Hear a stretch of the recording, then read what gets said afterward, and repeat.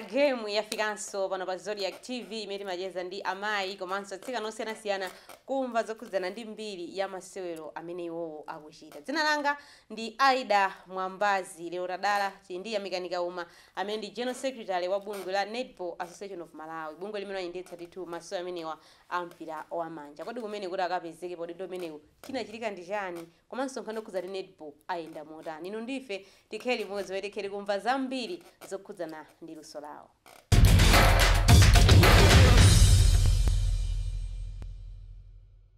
Mene tu ndimanenera kuti lero tikheli kucheza ndi Yamikanika Uma amene ndi General Secretary wa bungwe la NAMO. Ndakulandirani madam mu program yathu. Ndathokoza kwambiri. Moyo uli bwanji? Moyo ndi wabwino ndithu. Wathanzi tiyamikira ambuye akutisunga. Kaya inu moyo wanu kwenda bwanji. Mukana ndiuzo zoti simuli bwino ndikanadabwa kwambiri. Ndikananena zoti zonse zimene zake zikuchitika pansi pa ground iwa. Inyo simuli bwino. Ayi, ine ndili bwino kwambiri. Muruza background ya netball. Tisanafike kuti pa UGS munapezeka bwanji background yanu ku netball ndiyo dani? Ine ndikhoza kufotokoza mochepa chonchi kuti netball namba kuiponda kalekale ndili wang'ono kwambiri. Nthawi imeneyo ndimaphunzira pa Chankhanga Primary School ku Kasungu. Yeah. Chantaunumo. Ndi nthawi imeneyoyo inali yonena kuti mpira usinimamenya ayi. Koma nali supporter. Mkango utsalira kuti umayenda bwanji. Utsatira kumaona kuti ineyo ndizipanga support timu yathu iziwina. So ndi standard 6 pa Chankhanga Primary School tinapezeka kuti kunali ka tournament. Nde timu yathu imakamenya ndi Kasungu Demonstration. Basi tapita kumene kuja ine monga chief supporter chiyembekezo changa chinali chonena kuti tikuyenera tiwine basi. Ndawi zambiri amene amakha chief supporter amakhaza munthu ndi waphokoso olongolola. Inu munali achonje. Ineyo sikuti ndinali olongolola kwambiri. Komano timazitchula kuti atsikana amolalo. Kuyambisa kuti wamolalo amayambisa nyimbo. Kumapereka mphamvu kwa atsikana kunena kuti amenye mpira tiwine 5-8 mangona kuti tiwine basi. Kodi mukhoza kukumbukira ku kanyimbo kamodzi one munkaimba nthawi imeneyo? Ngati chief supporter sindingakumbukira. Munayiwala. Hayi ndithu koma inalipo nyimbo inake tinkana kuti mwachiona chitimu mwachiona chitimu icho. Ndoti makhala kuti pamene pajapo atsikana tukwapasa mphamvu akulimbikira. Now tapita ku game imeneyi tikusewera ndi Kasungu Demonstration. Tinapezeka kuti tayamba shooter wathu kuti shoote kuphonya. Anzathu alanda akachinja. Munkasewera pakhomo? Timasewerera pa Kasungu Demonstration school kumene. Ndikuti feta choka ku Chankhanga tapita ku demonstration kwa away. Shooter kugwira mpira wathu kuphonya. Zikukhala bwanji. Koma shooter oti mumamudalira. Amene timamudalira pa school paja. Ndikuti zigoli zafika 5-0. Moyo nandipweteka. Zitheka bwanji. Moyo nandipweteka ndikuti iye chimene akuphonyera golo ilolo ndicha. Kapena anali mantha mwina. Watana amene nthawi yonse. Ndikuti napita kwa madamu. Timakhani madamu a sports nthawi imene. Ndati madamu ine ndikulowa. Anandifusa unambaso lapo mpira. Ndati ndikulowa koma pamene ndikalowa ine ndizikagolesa. Mtima wako ndipweteka. Uyo sanga maphonya apopo. Akuphonya bwanji pamene popo. Madamu aja ayi nangasuna pange training ndati ine ndikufuna ndikagolese. Ifeyo sitingaluze panopa ayi. Game iyi ndiyo maliza competition yoti ma finals ndeti luze chifukwa chake. Ine ndikalowa. Nde maziwa nthawi imene tiyana ta ku primary school ndekuti mbuyo mbalimu tikujiya. Alowe. Basi tukena kuaphunzitsaja ndi pressure anangona kuti achabwino katani lowa. Ine tukulowa. Nakafikira pogolesa. Go shooter osatuluka ayi. Game yori ndiyo yamba simunasewereko inde malamulo madziwa mpira mautsatira koma munalibe kweni experience yoti zimakhala motani. Nalibe ndipo sinimaziwaso kuti kodi mu game muja kuti pressure ka chimene chimachitika ndijani. Sinimadziwa ayi. So ndinanena kuti ineyo ndikulowa aphunzitsa anandivomera kuti lowa. Napezeka kuti ntangolowa kugwira mpira oyambirira chwa chigoli. ndekuti panja Mwana iye amalephera ifika chani? ndati yakulephera bwanji ine pamene papa ndikupanga bwinobwino ndena ngasini makumbukiro kuti ine mango ni magenda bwa ndati ngati ndimakwanisa kugenda mango Izi mu mtengo zingavule. ndikuchola ine sindingakanike kulowesa mpira pamene pacha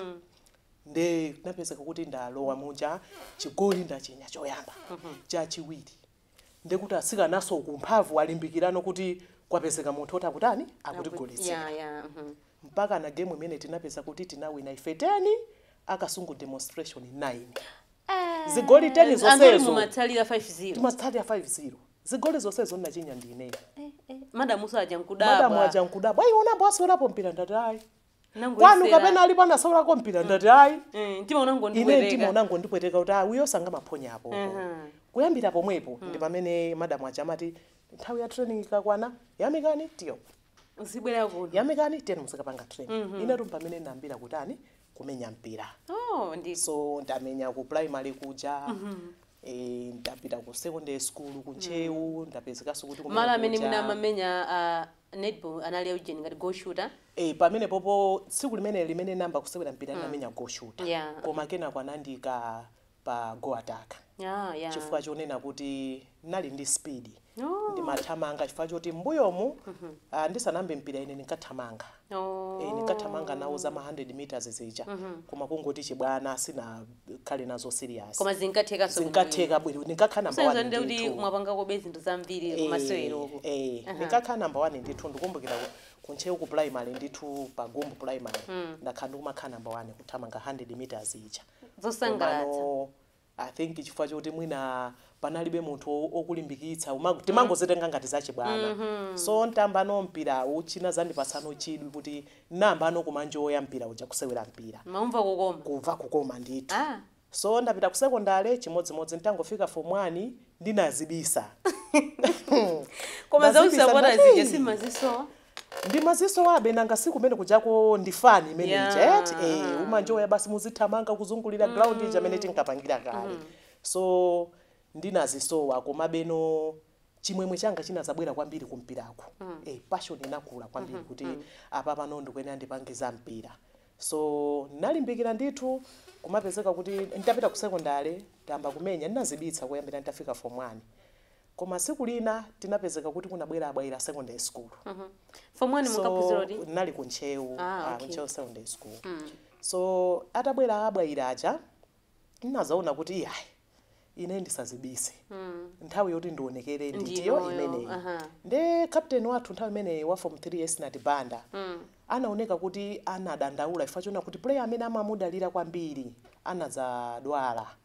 so inakhala ngati blow madziwa timu mukangopezeka kuti mukudalirana kuti uyu amamenya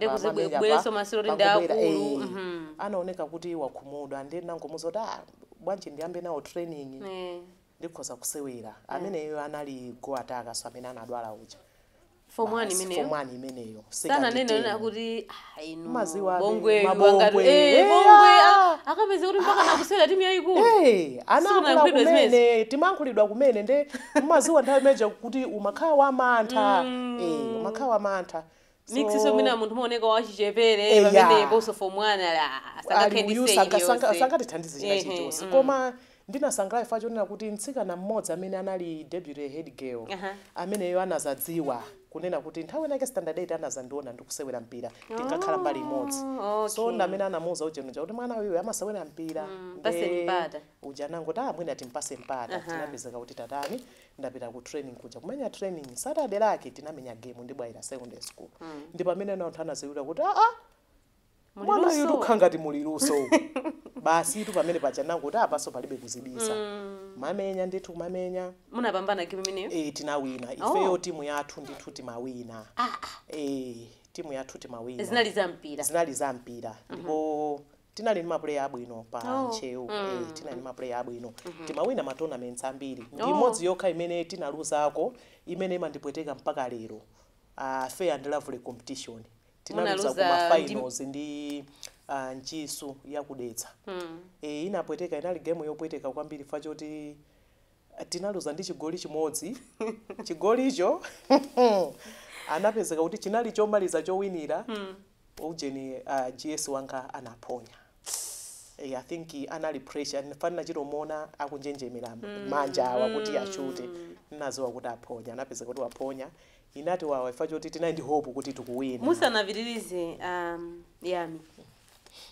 pressure imene imakhalapo kwa osewera makamaka akamasewera ndime yotsiriza finals mukuchiona chikho chili apo muliso ndi anthu kutsatirana ambiri mbali inanso mena pamakhala akuluakulu umaonanso kuti ndikangolakwitsa apapa ena ake akhoza kudzuma kumene experience imeneyo mungogawana nafe zimakhala zotani kwa ena amazona ngati kuti zimene zija ndizophweka amakhala kuyankhula mwina kuma stand kuja ameneyo bwanji mwakuti sakutha mutututseni zinthu ngati zimenezo zimachitika adi kunena kuti player oti anthu mamudziwa kuti uyu ndi wabwinobwino koma chifukwa cha pressure game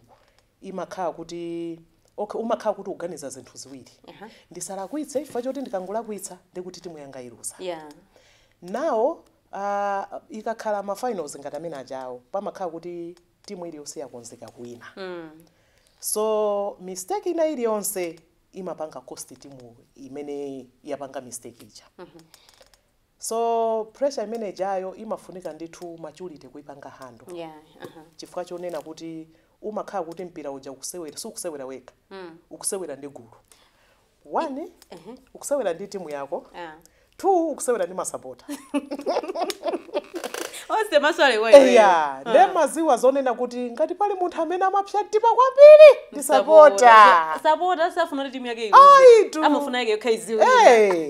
kuiwala kuti so timu inanso kuti so masapota safuna afuna sona osawine so pamene pajapo imakhala kuti uli pakati player amakhala kuti ali pakati and zimatengera patience ya iweyo kupanga hold pressure manager kunena kuti ineyo ndisewere mpira wanga umene ndikudziwa ndikasewera ndi anthu zindisokonekera komano ujeni coordination imene ilipo kuma player inuyo mupasane ndithu kadanga kunena kuti ali sasa khali pa pressure kwambiri ndipereka chitsanzo chabwino chimene amapanga takondo ali Lwazi amakonda kuti akaiziwa kuna kuti timu tili pa pressure akagwira mpira mauza anthu chonchi ndipo ndakhala ndikuona ma games ambiri amayira kudeka ndithu mtima basi because pamene pajapo ni maturity imene imakuza kunena kuti umapanga note kuti anzanga wali pa pressure umayira kuona kuti si zimene umakhala kukumbusa nthawi zina ena amatha kuyankhula tideke pamene wina amatha kupereka sign chonchi ngati mene amapangira takonda kuti upezeni tisakhale paphuma chifukwa nthawi zambiri imakhala mwina excitement papa nthawi zina zimatha kuyenda mpira kuja kuyenda 1-1-1 wapita koma pena ndi phuma ija umakhala kuti uli pa pressure kuti ndikulandira mpira nthawi yomwe ndione munthu omponyera so pena pake mukakha kuti mwadekha mukumenya 1-1 mpira uja sutayika umapezeka kuti ukakatani ukakafika so pressure imene ja imakhalapo ndithu komano umangofunika upange handle ndi maturity kuti ndifuna mina mugawane nafe experience imene masewera amene mina munasewera mukuona kuti ndi mene munakonzera zinthu munakonza kuti zikhoza kuyenda bwino koma mwina mumadabwaso kuti sinapange deliver mwachoncho ndi zimene ndikunena zokuti kuti ngati alipo masewera ena ake kuti no that was worst experience kumbali yanga ineyo sindingayembekezere kuti ndikhoza kusewera choncho ineyo masewera amene ndimakumbukira kwambiri ndi masewera amene namenya ndikusewera Mangochi Medicals sinayembekezere kuti tingachite choncho komano inapezeka kuti ndinavulala pamene panambira kuvulala bondo langa ndinavulala koma ndinadziwa kuti game ija matha kuiona kuti game iyi tiwina so anthu anatengera advantage kuna kuti ngati Yamikani wavulala ndekuti tikhoza kuwina so ndinakhala ntatuluka moja ka 5 minutes kanga kamene nakhala panja uje na team manager athu anabwera nkuzana kuti Yamikani uje ni Mangochi Medicals kanakhala kuyamba kutengako chikho ichichi ulendo uno koma zativuta ndikuvulala kwako mama amene ajana khanga anakukweteka walizona liluze fori nenda vulala andipweteka mu mtima ndo ine koma chifukwa choti ndavulala chabwino mwina chimene tingapange ukhanangoza kuti ndilo waso then namuza amene anali GS wathu pajandanena kuti ndimamenya kwambiri GA so namuza kuti okay ine mwina ndisathamange kwambiri iweyo bwere pa GN ndibwere pa GS so strategy imene tinapanga ndinanena kuti ine sindimatuluka mu goseko yeah ndikuvulala ndikuvulala kwanga yeah so pa half time tinakambirana kunena kuti center wathu ndi wing attack athamange kwambiri apange cover ku third ya side ya ife yomwe so zimene zinatheka tinapezeka kuti mpaka na tinatani tinawina so ndinali ndi chimwemwe doni nkapita ku nyumba nditavulala maziwa makolo pamenepo kuti akwiya koma iwe uli ndi chimwemwe kuna kuti febola tatani tawina basi makolo nthawi zambiri amamuletsa mwana kuti azisewera mpira amakamazira ali ku school kandi ku primary ku secondary mwina makupatsa kumina kaufulu ndi kuimina ku university ukukule chama zoti mwina mwana wagula she's mature akudziwa chimene akuchita mwina sana afikepo nthawi imeneyo kumanena kuti mungozisiya muzipanga za schools pang'ono kapena amachitolera kuti chili mwa iweyo yamikani ndizoonadi kuti makolo nthawi zina pali makolo ena kuti sasangalatsidwa kuti mwana timaganiza kunena kuti ukamasewera mpira zimapanga kwambiri affect school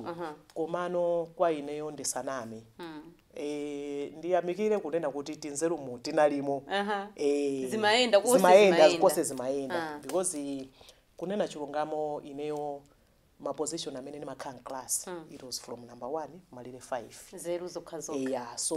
ku school zimaenda and mpira uso zimaenda ni magawa bwino sizimandivuta that's why makolo anga sanavutike mwina kumandiletsaletsa chimene chimangovuta mwina nthawi zambiri mmadziwa kuti ana umapeza kuti ukapita kumpira kuja ndekuti masewera koma kumene kujoza kabwera madzulo zimene amadana nazo kuti ayi osamabwera madzulo being iweyo mwana wamkazi koma kundiletsa masewero sana ndiletsepo mwina being active ngati player ku netball unasiya chaka chanji kwenikweni sanapite kwina kuti after kusewera ngati player watenga kwa maudindo ati ndi ati umakumbukira masewero omaliza amene unasewera kuti basi ndachitako I think mwina ndione zina siningasewere so background masewero anga omaliza timu yanga omaliza imene ndamenya inali ya Nkolokoti Sisters so masewero anga omaliza nasiya 2011 pamene popo ndi kuti ni anga itavuta ano kuti kusiyako sikunali kuti kukonza kuti basi ndathana nazo kumefika cha injury injury imene unaitenga konkuja ija so imapezeka kuti ndikamasewera zimachitika koma nthawi iyi naona kuti I think apapa ndipange concentrate ino kuzina mbali yomwe yampira komano ndipange kuzina and nthawi imeneyo ndimakumbuka kuli malemu asayenda Griffin sayenda kunali kosi ya umpiring ndimene nana kuti I think tasewerako mpira umwe nano ndipite kumbali ya chani yoimbirayi so napanga umpiring 2008 kuti mwina ano ndithawire kumeneko so chifukwa cha mabize kunchito basi timangoimbira tima games teng'ono takhala ndithu ndikuimbira ku office kwathu so timakhati nali ndi katimu ndimathandizira kumene kucha kuchokera nthawi imeneyo sinangosiya mpira wa active koma social nimamenyabe so ku Blantyre ndamenya social social nanga sizimakhala za serious so nimamenyabe social mpaka lero ndikumenya social pano pani mamenya Lilongwe Power kwambiri ndine jiye wa Lilongwe Power panopa kwambiri ndi timu yabwino tikumenyabe ndithu kuti ukapezeke ku Netball Association of Malawi zinakhala bwanji ngati general secretary chinachitika ndi chani ndiyambire mu chaka cha 2022 ndi imene ndinakhala ndi chidwi kuimira nawo ku Namu ma elections amene analipo 4 years yapitayo nanena kuti odi ndiyeseko kuimira kuchani ku Namu so ninkaimira pa vice GS unfortunately sizinainde bwino sitinawine so ma chairperson na Central Region inoyo kuno ku Central Region tini ma district 10 amene wandithu ataona chidwi chimene timaonesa kumpirana na kuti inuyo chabwino sizinaende kuna mukucha koma ife tikufunani ku region mutithandizire so I said koyamba nikati basi mwina netball tizingopita mene timapangira mene timapitira mukukana ma games yani so nanena kuti I think mwina ningokhala amene ndimakhaliramo kenako nditakhala naona kuti I think mwina anthu wadi ndikhoza kuwatumikira so ndinavomera kunena kuti ndikhoza kupanga kuima nawo position imene yachani ya GS mwamwe inapezeka kuti tapita kuma elections tinawina kuwina kuti munasi umayembekezera kongouzira kuti bwerani ndiponso ndinawina inawina ndi mavoti ambiri landslide kusonyeza kuti anthu anafuna ndithu so tinawina kumene kuja ndikukhala GS wa region takhala ndithu GS wa region for I think 3 years ndi pamene chaka chatha tinapezeka kuti kunali zovuta zina kunamo zimene sizimakonzeka so ngati ma affiliates tinapereka ma concerns athu kuti izi zikuyenera zitani zisovedwe nawe inafika kuti zinthu ja sizinasovedwe then ma affiliates tinalemba kalata kulembera sports council kuti zinthu izi zimene zimayenera kuchitika sizikutani sizikuchitika nawo sports council sataona ni ma issues ena amene analipo kumene kuja anaona kuti anthu aja waimike kaye ku executive yonse yanamo so atayimika anayitanitsa ma affiliates tonse tinapita ndithu ma district ineyo being the secretary wa region ndi chair wa region tili gulu la ma affiliates plus ma district chairperson ma chairperson wa coaches committee umpiring committee tinapita ku Kamuzu Institute kumene ndithu tinali ni meeting so kumene kuja sports council anatoza kuti apapa executive yana mutayimitsa and association singangokhala popanda otani ogwirizira so takuita nani kunena kuti musankhe anthu within inuyo ma affiliates agwirizire udindo mpaka na titapanga decision yenyewe so mmene muja chinakhanga kuti chinthu chodzidzimutsa kuti mwariferi mafuna ndi zinthu azikonze koma kuti kubwera nokuti iyo tisankhaneso nde tipange bwanji tinauza kuti okay tipaseni mpata tikambirane kuti tione kuti tipanga bwanji so tinatuluka panja magulu kambirana titani anatuza kuti maudindo amene angasankhidwe mwina mutasankha atatu interim president secretary ndi treasurer so we said okay tione kuti mwathumu amene angachinyamule chinthu chindi chani kunguza anthu anena kuti okay pa president mwina tike anthu awiri awa Cecilia Ntukule Bondwe ndi Vitumbuiko Gubuduza apikisani anthu amene nawo tinapeza kuti tamba kuvota amene muja anthu aja napeza kuti Vitu ndamene wawina anasiyana ndi ujeni imodzi panali competition kwambiri anasiyana ndi vote imodzi so anawina ndi Vitumbiko nawo pa GS titenga ndani aliyese mmene muja nanguti yamikani mwaona unachiyembekezera chimenecho sinachiyembekezere iniso ngumadabo nguganiza jana ndikuti aliyese kuyang'ana mmene muja chifana ngasiti makhala kumayang'anana kodi uyu kapena yamikani ndamene angati bupangisire kenako basi ndeti pange bwanji iya koma sangangolowa opanda opikisana naye mwina tupeze wina because tikuvota kenako basi anapezeka kuti ampeza munthu wina kusautana kuti afe chabwino mwina atikeko ndani tikeko munthu uyu napeza kuti mavoti kumene kuja inebe napeza mavoti ambiri munthu uja napeza mavoti atatu senzera anthu anakukondani kuchokera pasi pa mtima then titafika ku treasury akhaso anaonekera kuti ku treasury kukhale munthu oti ali ndi background ya accounts nawo amene tinamusankha kuti apikisane nawo pamenepo iye ananena kuti ine ndilibe sinapange ku accounts ineyo ndinapanga za leadership so anthu ananena kuti then titenge Cecilia because Cecilia ntchito yake ndi accountant wakhala kupanga ndithu zimenezi so ndi pamene anthu anavotera Cecilia ndikukhanga kuti interim yathu pakhala president Vitumbiko Gubuduza general secretary ineyo ndikubwera treasurer Cecilia ndeuti tinaphatikiza ndi ma regional chairpersons amene amakhala kale ma executive member anamo. Mwina ndifuna ndimve choka kwa iweyo Yamikani ndi udindo umene amene nthawi inayiko nazayimira of course inayimina vice GS koma mwina sizinaende nthawi imeneyo unkafuna ugiveso kubwera chance ngati imeneyoyo kupezeka zoti zachitikadi ndiwe general secretary wa bungwe lalikuluso kwambiri mdziko muno unachimva motani unachilandira bwanji? Ine ndinachilandira mosangalala chifukwa choti ndimakhulupirira kuti udindo amapereka ni Mulungu. Nthawi zina timafuna anthu nthawi yathu isanakwane. So nthawi imene ndinazalephera koyambirira ndimakhulupirira mawu, so ndinanena kuti sichanga because I believe kuti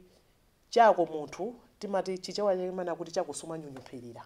meaning kuti chakusuma kwerera pa table ngati apapa chikakha chako mangogwira chonchi koma ukazaona kuti ukukwera pa mpando ukufuna ugwire chimene chocho si chako so zitachitika zimene zija and I said God mwandipasa chinthu ichichi ndicholinga so china chilichonse chimene chingachitike mutandithandizire ndinu ya Ambuye. Panopa ndi mwezi uno tithoma fotokoza kuti tikamafika June kufika May mwakwanitsa chaka chikusankheni ngati general secretary wa bungwe la NAMO. Mukhoza kugawana nafe kuti mwagwira bwanji ntchito ngati GS. Of course ndifuna zoti mufotokozera anthu ena kwabe ndikufunsa kutengera kuti takhati kuona kuti kukuchitika zinthu zazikulu. Posachedwa apa mwapeza sponsorship ichoka kwa FTH ya 1 billion kwacha munabweretsa mukulu komanso zinthu zina zosiyanasiyana. Chaka choyamba ungachifotokoze bwanji mino ogwira ntchito ngati general secretary? Chaka choyamba ndikhoza kuchifotokoza kuti chakhala chaka ndikhoza kuona kuti it's a challenging year chifukwa zambiri zachitika timayenera kukhoza zambiri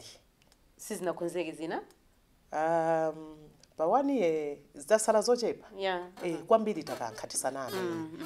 so tayesetsa ndithu kunena kuti zinthu zimene zimafunikira kuti zikhozeke zakhozeka